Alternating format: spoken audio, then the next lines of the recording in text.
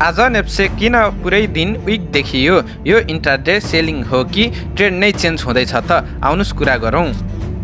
नमस्कार साथीहरू, आज नेप्से इन्डेक्स 2615.03 मा क्लोज भयो भने -10.66 पोइन्ट्सले घट्यो र -0.40% को गिरावट आयो। मार्केट ओपन हुन साथ सेलिङ प्रेसर आयो, दिनभर रिकभरी एटेम्प भयो तर क्लोजिङ स्ट्रङ हुन सकेन। अब चार्ट स्ट्रक्चर बुझौँ। आजको इन्ट्राडे मुभमेन्ट हेर्दा मार्केटले हाइगर हाई बनाउन सकेन। इच बाउन्समा सेलिङ आइरहेको देखियो, जसले क्लियरली देखाउँछ बायर्स विक, सेलर्स डोमिनेन्ट बनेर। आज बिहिबारको दिन सेलिङ प्रेसर देखियो।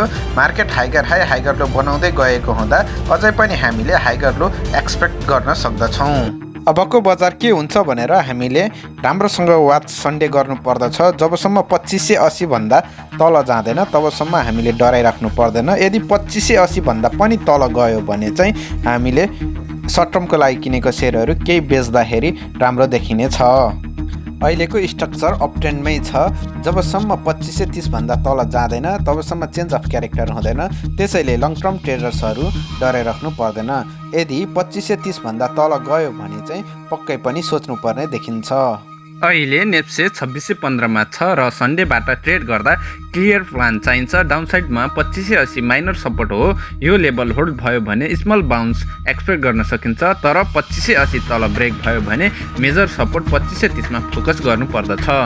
अपसाइड तर्फ 2650 मेजर रेसिस्टेन्स हो र त्यो लेभल ब्रेक एन्ड होल्ड भयो भने मार्केट 2690 देखि 2700 मेजर रेसिस्टेन्स जोनतिर मुभ गर्न सक्दछ। त्यसैले सन्डेबाट एग्रेसिभ इन्ट्री भन्दा पनि 2580 र 2650 को रियाक्सन अब्जर्भ गर्नु बेस्ट स्ट्राटेजी हुन्छ। ब्रेकआउट आयो भने फलो गर्ने र ब्रेकडाउन आयो भने कसेस रहने नै सेफ एप्रोच हो। धन्यवाद। आजको भिडियोमा यति नै। सबैजनालाई नमस्कार।